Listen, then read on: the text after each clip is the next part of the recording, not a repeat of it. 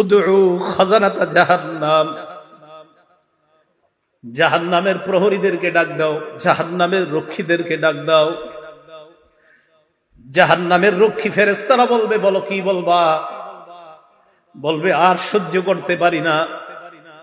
রক্ষীরা বলবে, আলাম তাকু তাতিকুম রুসুলুকুম বিল বায়িনাত, রাসূলরা কি তোমাদের কাছে দাওয়াত নিয়ে আসে নাই? তারা বলবে, বালা এসেছে, তো গ্রহণ কেন করো নাই? এবার তারা বলবে, প্রহরীদেরকে ডাক দিয়ে লাভ নাই, উদউ মালিকা, জাহান্নামের দারোগা মালিককে ডাক দাও। ওয়ানাদাউ ইয়া মালিকুল ইয়াকদি আলাইনা রাব্বুক, জাহান্নামের দারোগা মালিককে ডাক দিবে, ডাক দিয়ে বলবে, ও মালিক, আল্লাহরে বলো আল্লাহ যেন আমাদেরকে মৃত্যু দিয়ে দেয়। জাহান্নামের দারোগা মালিককে যখন তারা ডাক দিবে, মালিক তাদের ডাকে সাড়া দিবে। ইমাম আহমদ বলেন, রুব্বিতু আন্না বাইনা দুআইহিম ওয়া বাইনা ইজাবাতি মালিকিন ইয়াহুম আলফাআম, হয় মালিক তাদের ডাকে সাড়া দিবে 1000 বছর পর।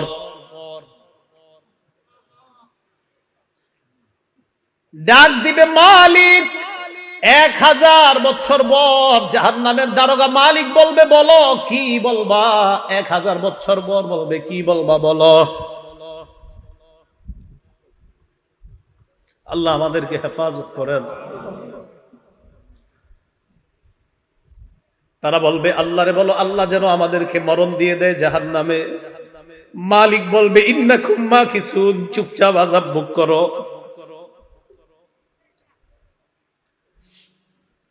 এবার তারা বলবে, জাহান্নামের প্রহরীদেরকে ডাক দিয়ে লাভ হয় নাই, মালিককেও ডাক দিয়ে লাভ হয় নাই। উদউ রাব্বাকুম ইখাফফিফ আন্না ইয়াওমান মিনাল আযাব, রবকে ডাক দাও, রব আমাদের আযাব হালকা করে দিবে। কেন না রবের চাইতে দয়ালু আর কেউ না। এবার তারা ডাক দিবে আল্লাহকে। আল্লাহকে ডাক দেওয়ার পর তারা বলবে, সূরা মুমিনুনের মধ্যে আল্লাহ বলেন, রব্বানা গালাবাত আলাইনা শিকওয়াতুনা, তারা ডাক দিয়ে বলবে, আল্লাহ আমাদের হতভাগ্য, আমাদের দুর্ভাগ্য আমাদের উপর বিজয় লাভ করছে। দুর্ভাগ্যদের অন্তর্ভুক্ত হওয়া যাবে না। আপনি জানেন না এই আয়াতটা আমি কতবার তেলাওয়াত করি, যখন সামনে আসে আমার এই আয়াত, কি অবস্থাটা হবে। জাহান্নামীরা বলবে, আল্লাহ আমাদের দুর্ভাগ্য, আমরা দুর্ভাগা হওয়ার কারণে আজকে আমাদের উপর, আমাদের এই দুর্ভাগা হওয়াটা আমাদের উপর বিজয় লাভ করছে। দুনিয়াতে আপনার কথা শুনি নাই। ওয়া কুন্না কওমান দাল্লিন, আল্লাহ আমরা ছিলাম পথভ্রষ্ট সম্প্রদায়। রব্বানা আখরিজনা মিনহা, আল্লাহ আমাদেরকে বের করে দেন না এখান থেকে। ফাইন উদনা ফাইন্না যালিমুন, আল্লাহ একবার বের করে দেখেন, আমরা যদি আর খারাপ কাজ করি, আমরা জালেম, আমরা আর খারাপ কাজ করব না। এই কথা বলার পর আল্লাহ যেই জবাবটা দিবেন, আল্লাহ বলবেন, ইখসাউ ফিহা ওয়ালা তুকাল্লিমুন, আল্লাহ বলবে লাঞ্ছিত অবস্থায় জাহান্নামে থাক, কোনো কথা বলবি না।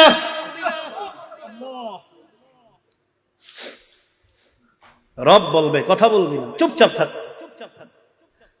দয়াময় রব বলবে কথা বলবি না, চুপচাপ থাক।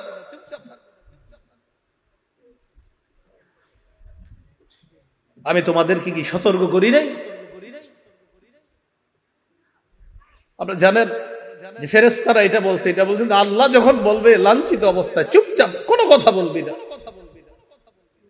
বহুত পেরেশানির মধ্যে পড়ে যায় আয়াত যখন পড়ি। রব যখন বলবে কোনো কথা নাই, কি অবস্থা হবে। তাই বলছিলাম, দুনিয়া থেকে নিরাপত্তা নামা নিয়ে যাওয়া, নিরাপত্তা নামা যদি নিয়ে না যাইতে পারি, ঠকে গেলাম, হতভাগা হয়ে গেলাম। আল্লাহ সকলকে সৌভাগ্যবানদের কাতারে শামিল হওয়ার তৌফিক দান করেন। তো আল্লাহ বলবে, ইখসাউ ফিহা ওয়ালা তুকাল্লিমুন, কথা বলবা না, থাকো। তো বলছিলাম ওই যে দরিয়ে, এই দরিয়ে নামক খাদ্য দেওয়ার পর এরপরে দেওয়া হবে কাঁটাযুক্ত খাদ্য, গুচ্ছ জাতীয় খাদ্য। গলা আটকানোর পর বলবে পানি দাও, তো পানি দিবে, পান করবে কি? চেহারার সামনে নীতি, চেহারা ঝলসে যাবে, পেটের সব ঝলসে যাবে।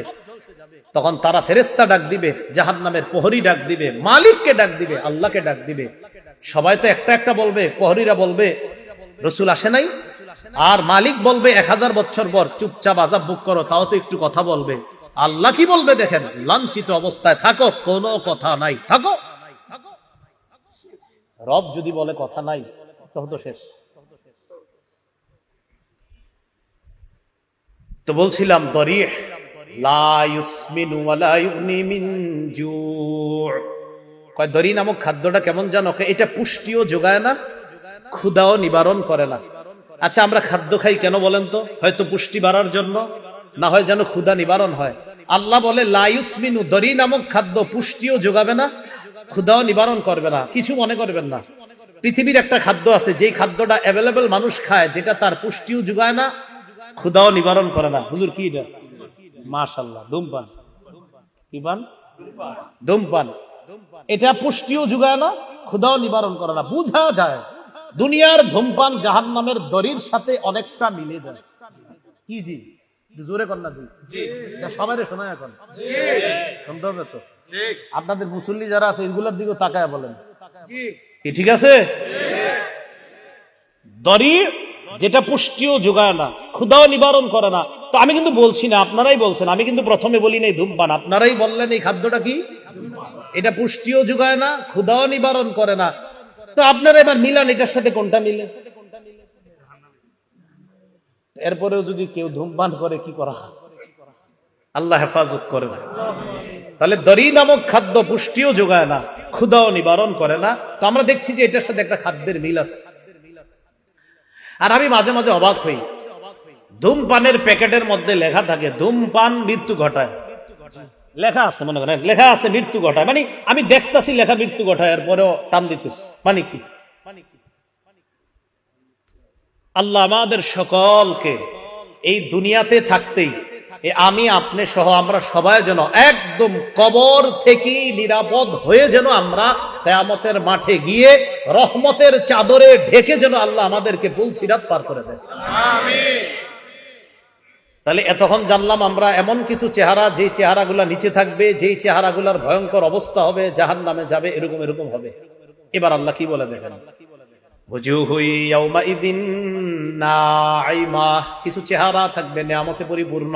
আলহামদুলিল্লাহ, আল্লাহ আপনি আমাদেরকে ওই চেহারাওয়ালা বানায়া দেন।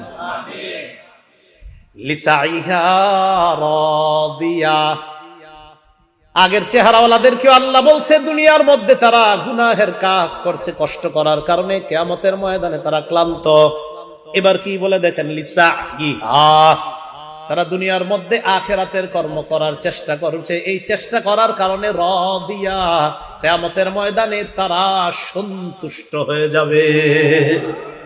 তাহলে আগের দল দুনিয়াতে খারাপ কর্ম করার কারণে ক্লান্ত, আর পরের দল দুনিয়াতে কর্ম করছে, কষ্ট করছে, বাকি তারা সন্তুষ্ট।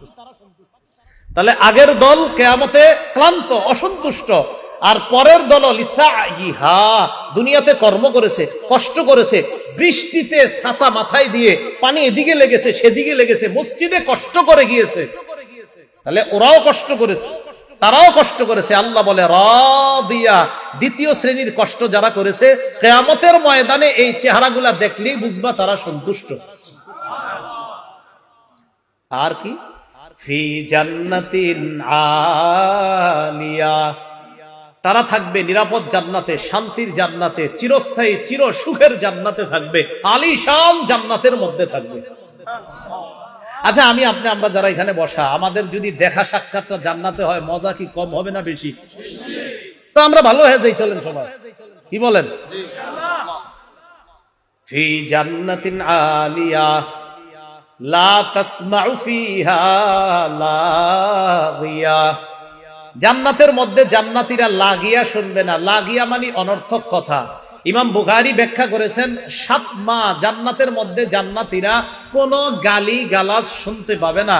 দুনিয়াতে আমরা অনেক কিছু শুনছি, ইমাম সাহেবরা শোনে, খতিবরাও শোনে, মাদ্রাসার মুতামিম সাহেবরাও শোনে, কত মানুষের কত কথা শোনে। ইনশাআল্লাহ হুজুররা একটু নিশ্চিত থাকেন, একটু কষ্ট করেন, জান্নাতে অন্তত এই গালি গালাজ শুনতে হবে না। লা তাসমাউ ফিহা লাগিয়া, জান্নাতের মধ্যে অনর্থক কোনো কথা থাকবে না, কোনো অনর্থক কথা শোনা যাবে না। কত সুন্দর কথা হবে জান্নাতে, সে আলোচনা আমি পুরোটা করছি না। সর্বশেষ জান্নাতি যেই মানুষটা, এই মানুষটা আল্লাহরে সর্বশেষ তখন যখন তাকে জান্নাত থেকে বের করবে, এবার আমার আলোচনা আছে, দেখবেন লম্বা আলোচনা আছে সর্বশেষ জান্নাতির নিয়ে। তো ও যখন সর্বশেষ স্টেজে আল্লাহরে বলবে, আল্লাহ ওই যে একটা গাছ দেখা যাইতেছে, এটার কাছে আমারে নিয়ে যান, এরপরে আমি আপনার কাছে আর কিছু চাইবো না। বুখারীতে আছে, মুসলিম শরীফে লম্বা হাদিস। আল্লাহকে তুমি বারবার কইতেছো আর কিছু চাইবা না, তোমারে এক গাছের নিচে যাই, আবার তুমি আরেকটা চাও, আবার আরেকটার নিচে নেই, আবার আরেকটা চাও, এখন এটার নিচে গেল তোমার যদি নিয়ে যাই তুমি কিছু চাইবা না? মাবুদ এটাই শেষ, আর কিছু চাবো না। তো আল্লাহ তারে নিয়ে গেছে কোথায়? জান্নাতের একদম দরজার সামনে একটা গাছ। এই গাছটা এত সুন্দর, এত নিয়ামতে পরিপূর্ণ যে আগে যতগুলা নিয়ামত আল্লাহ তারে পার করছে, ওটার কাছে আগের গুলা কিছুই না। তো সেখানে গেছে, ওয়াদা করছে আর কিছু যাবো না। যাওয়ার পর অপেক্ষা করতেছে, হঠাৎ দেখে তার কানে জান্নাতীদের আওয়াজ আসতেছে। কি আসতেছে? সূরা গশিয়া কি বলছে? জান্নাতে কোনো কি থাকবে না, গালিগালাজ থাকবে না। ওই ব্যক্তি জান্নাতীদের আওয়াজ শোনার পর বললে, এত সুন্দর আওয়াজ কিসের? আল্লাহ আমারে একটু ওই আওয়াজ যারা করতেছে তাদের কাছে নিয়ে যান। তাহলে আওয়াজ কত সুন্দর হবে, কারণ তারে তো আল্লাহ একের পর এক নিয়ামত দিতেছে। তাহলে তার আওয়াজটা কত সুন্দর, নিয়ামতে পরিপূর্ণ আওয়াজ। মানে আমি চিন্তা করি হাদিসে যে জান্নাতীদের আওয়াজটাও কত চমৎকার হবে। ওই ব্যক্তিরা আল্লাহ বলবে, আরে যাক ঠিক আছে, 10 দুনিয়ার সমপরিমাণ এই যে আওয়াজ, যত সুন্দর ফুলের বাগান, ফলের বাগান, এই জাতীয় 10 দুনিয়ার সমপরিমাণ একটা বাগানের মালিক তোমাকে বানায় দিলাম। এটা আলিশান জান্নাতের বাগান, মানে আলিশান জান্নাত। এই জান্নাত মানে প্রাসাদ, রাজ প্রাসাদের মালিক বানায় দিলাম। তো আল্লাহ বলেন, লা তাসমাউ ফিহা লাগিয়া, যেই চেহারাগুলা সন্তুষ্ট চিত্তে তাদেরকে দেখবা, তারা জান্নাতের মধ্যে কোনো গালিগালাজ শুনবে না। লা তাসমাউ ফিহা লাগিয়া ফিহা আইনুন জারিয়া, সেখানে তাদের জন্য থাকবে প্রবাহমান ঝর্ণা, যেই ঝর্ণা থেকে দুধের নহর প্রবাহিত হবে, মধুর নহর প্রবাহিত হবে। হাদিসের মধ্যে আসছে, রাসূল বলেন, তুফাজ্জারু আনহারুল জান্নাহ মিন তাহতি তিলাল আও মিন তাহতি জিবালিল মিসকি, মেশক আম্বর থেকে জান্নাতের নহরগুলা জান্নাতীদের বালাখানার নিচ দিয়ে প্রবাহিত হবে।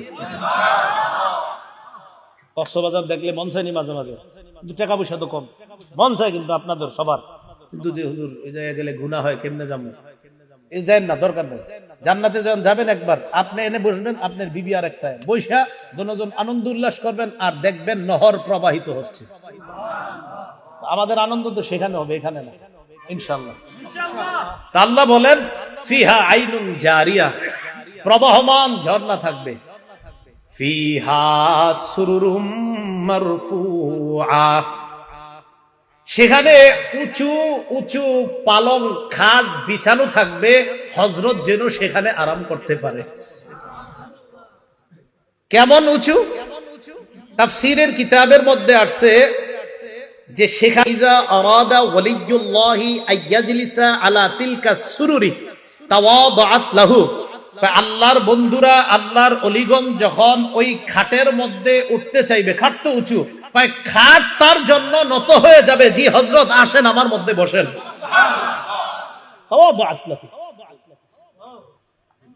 ফিহা সুরুরুম মারফুআতু ওয়া আকওয়াবুম মাওদুআ, তো খাটে বসবেন। বসার পর দুনিয়াতে তো বিভিন্ন জন, তারা বিভিন্ন মত টান দিছে যে ভাবসাব, আল্লাহ পাক রব্বুল আলামিন তো আপনাকেও দিবে যে তুমি তো দুনিয়াতে এই মদ টদ ছুঁয়েও দেখো নাই, তোমাকেও সেখানে শরাবান তাহুরা পরিবেশন করে গ্লাসের মধ্যে ওই শরাব দিয়ে, ফিহা আকওয়াবুম মাওদুআ, তোমার সামনে ওই শরাবান তাহুরা যুক্ত ওইটা পরিপূর্ণ গ্লাসগুলা তোমার সামনে সাজানো থাকবে। নাও তুমি আর তোমার বিবি পান করতে থাকবে। এজন্য বলছি, একবার চলেন, কষ্টে কোনো মতে যাই, এই গুনাহ করা যাবে না, ঠিক আছে না? ইনশাআল্লাহ গুনাহ আজকে থেকে ছেড়ে দেব ইনশাআল্লাহ। কালকে এই মুহূর্তে আমি যে কবরে থাকতে পারি, আপনি কবরে থাকতে পারেন, তো কি দরকার আছে? যেহেতু মরে যাবই, তো কষ্ট কোনো মতে গুনাহ থেকে বাঁচি, বাস গুনাহ থেকে বাইচা মরবো ইনশাআল্লাহ। মানুষ মনে করতে পারে আচ্ছা আল্লাহ কি এগুলো দিবে, মনে করতে পারে যে এত বড় বড় খাট পালং ইত্যাদি। তা আল্লাহ বলে মিয়া চিন্তা করো না, আফালা ইয়ানজুরুনা ইলাল ইবিলি কাইফা খুলিকাত, তারা কি দেখে না ওটের দিকে, ওট কিভাবে সৃষ্টি করা হয়েছে, একটু ওটের দিকে দেখে না? ওয়াইলাস সামাই কাইফা রুফিআত, আকাশের দিকে তাকায় না, আকাশ কিভাবে উঁচু করে রাখা হয়েছে। আচ্ছা একটু খুঁজি আমরা দেখি কোথায় খাম্বা আছে আকাশের, আসেনি না? খোঁজেন না একটু, আমরা দেখি আসেনি খাম্বা, নাই তো এইভাবে রয়েছে কেন? এটা জোরে বলেন, কে রাখছে? কে রাখছে এইভাবে? আল্লাহ বলেন ওয়াইলাস সামাই কাইফা রুফিআত, আরে খুঁটি ছাড়া আসমান যদি আমি এইভাবে রাখতে পারি, আর তোমাদেরকে এই নিয়ামতে পরিপূর্ণ জান্নাত দেওয়া তো আমার কাছে কোনো ব্যাপার না। ওয়াইলাল জিবালি কাইফা নুসিবাত, খুব মন দিয়ে এই জায়গাটা বুঝেন, ওলামা হযরত আছেন। প্রথমে ওটের কথা বলছে, পরে আকাশের কথা, পরে পাহাড়ের কথা। কেন আগে ওটের কথা কেন? ওটের উপরে বৈশা, যখন আপনি ওটের উপরে বসবেন, বৈশাই একটু তাকান, আসমান দেখা যায়। ওট যখন চালাবেন, ওট সাধারণত পাহাড়ি অঞ্চলে চালানো হয়, আশেপাশে তাকায় দেখেন পাহাড়। তাই আল্লাহ বললেন তারা কি ওটের দিকে তাকায় না আরবের মানুষগুলা? তো ওটের উপরে বৈশা, এরপরে কি আকাশের দিকে তাকায় না? আসমান খুঁটি ছাড়া। আচ্ছা ঠিক আছে, চলতে চলতে ওয়াইলাল জিবালি, তারা কি পাহাড়ের দিকে তাকায় না? কাইফা মুসিবাত, কিভাবে পাহাড়টা স্থাপন করা হয়েছে। আচ্ছা তারা যে জমিনের উপর চলতেছে, ওয়াইলাল আরদি কাইফা সুতিহাত, জমিনের দিকে তাকায় না যে জমিনটা কিভাবে বিছিয়ে রাখা হয়েছে, আমি আল্লাহ বিছিয়ে দিলাম। আর ওই বিছানো জমিনের উপর তো তুমি ওটের মধ্যে আরোহণ করে আসমান আর পাহাড় গুলা দেখতে পাচ্ছ। এইগুলা দেখে তুমি কি বুঝো না আমি যে জান্নাত দিব? এরপরে আল্লাহ বলেন ফাযাক্কির, তো নবীজি সাল্লাল্লাহু আলাইহি সাল্লাম একটু চিন্তিত, আহারে আমি এত দাওয়াত দেই, কাফেররা কেন গ্রহণ করে না? কথার কথা, যেমন আজকে আপনারা আমি চাইছি যে এমন ভাবে বুঝাই যেন আজকে থেকে আর কেউ গুনাহ না করেন। তো এরপরে যদি কালকে গুনাহ করেন হইতে পারে কষ্ট লাগবে, আরে তো ভাবে কইলাম এরপরে গুনাহ করে। তো নবীজি দাওয়াত দেয়, এরপরে অনেকে দাওয়াত গ্রহণ করে না, কষ্ট লাগে যে আমি এত করে বুঝাই গ্রহণ করে না কেন? আল্লাহ বললেন ফাযাক্কির, নবী আপনার কাজ আপনি শুধু ওয়াজ করতে থাকেন। সুবহানাল্লাহ, আপনার কাজ ফাযাক্কির, আপনি শুধু ওয়াজ করতে থাকেন। ইন্নামা আনতা মুযাক্কির, আপনি উপদেশ দিতে থাকেন, আপনি ওয়াজ করতে থাকেন, আপনি শুধু ওয়াজকারী, শুধু উপদেশ দাতা। লাস্তা আলাইহিম বিমুসাইতির, আপনি তাদেরকে জোর করে কিছু মানাবেন আমি এই জন্য আপনারে পাঠাই নেই। আপনার কাজ শুধু বলা, গ্রহণ করবে না না করবে এটা আপনার দায়িত্ব না, আপনি শুধু ওয়াজ করা কাজ। লাস্তা আলাইহিম বিমুসাইতির, আপনি তাদের উপর নিয়ন্ত্রক নন, আপনি তাদের উপর বাধ্য না, তারা গ্রহণ করতেই হবে। আপনার কাজ ওয়াজ করা। বলেন আপনার কাজ কি? তো এখন যদি এই যুগে কেউ বলেন হুজুর এত ওয়াজ করেন কি লাভ, এত ওয়াজ করেন আসেনি, আমাদের কাজ কি শুধু পোষায় দেওয়া? খতিব সাহেবের কাজ কি শুধু? আর দোয়া করো, হ্যাঁ দোয়া করো যে আল্লাহ কবুল যেন করে, আল্লাহ মানুষগুলা যেন কথাগুলা মানে, আল্লাহ মানুষগুলা যেন কথাগুলা মানে, বাস এতটুকু কাজ। বাকি হেদায়েত সে পাবে না না পাবে এটা আল্লাহ। তো আল্লাহ বলেন ইল্লা মান তাওয়াল্লা ওয়া কাফার, যে ব্যক্তি আপনার দাওয়াত গ্রহণ না করে মুখ ফিরিয়ে নিবে, ওয়া কাফার আর কুফরি করবে, ফায়ুআযিবুহুল্লাহুল আযাবাল আকবার, আল্লাহ তাকে বড় আযাব দিবে, বড় শাস্তি দিবে। ইন্না ইলাইনা ইয়াবাহুম, তাদের সবাইকে জানায়া দেন আমার কাছেই সকলে ফিরে আসতে হবে। সুম্মা ইন্না আলাইনা হিসাবাহুম, এরপর আমার দায়িত্ব তাদের হিসাব নেওয়া, আমি আল্লাহ তাদের হিসাব নিব। মনে রাখবেন ভাই, রাসূলুল্লাহ সাল্লাল্লাহু আলাইহি ওয়াসাল্লাম বলেন মান হুসিবা উযিবা, হিসাব যদি পুঙ্খানু নিয়ে নেওয়াই হয় শাস্তি থেকে কেউ রেহাই পাবে না। আল্লাহ আমাদের সকলকে সূরা গাশিয়ার যে কথাগুলা, মূল কথাগুলা, আমাদের আজকের মূল আলোচনা যেটা জানলাম, সূরা গাশিয়ায় আমরা মোটামুটি ভাবে বিস্তারিত ভাবে দুই শ্রেণীর কথা জানলাম। এক শ্রেণী জাহান্নামী, আরেক শ্রেণী জান্নাতি। জাহান্নামীদের চেহারাগুলা বড় ভয়ঙ্কর পরিস্থিতির সম্মুখীন হবে, জান্নাতীদের চেহারাগুলা বড় হাস্যোজ্জ্বল হয়ে যাবে। জাহান্নামীরা দরি নামক ভয়ঙ্কর এক খাদ্যের সম্মুখীন হবে, জান্নাতীরা আলিশান জান্নাতে প্রবেশ করে শরাবান তাহুরা সহ বিভিন্ন নিয়ামতের সম্মুখীন হবে। আল্লাহ আমাদের সকলকে সৌভাগ্যবান তথা জান্নাতীদের অন্তর্ভুক্ত যেন দুনিয়াতে থেকেই নামটা লিখিয়ে যেতে পারি, আল্লাহ তৌফিক দান করেন। সর্বশেষ আমাদের সকলের সাক্ষাৎ যেন আল্লাহ আবার জান্নাতে করিয়ে দেয়। আল্লাহ আমাদের সকলকে কবুল করে নেন। আমিন। ওয়া আখিরু দাওয়ানা আনিল হামদুলিল্লাহি রাব্বিল আলামিন। আল্লাহ পাক রব্বুল আলামিন আমাদের সকলকে যেই কথাগুলা বললাম, সঠিক যতগুলা কথা সব আল্লাহর পক্ষ থেকে হয়েছে, ভুল ভ্রান্তি যা হয়েছে আমার পক্ষ থেকে হয়েছে। আল্লাহ আমাদের সকলকে ক্ষমা করে দেন। আসসালামু আলাইকুম ওয়া রাহমাতুল্লাহি ওয়া বারাকাতুহু।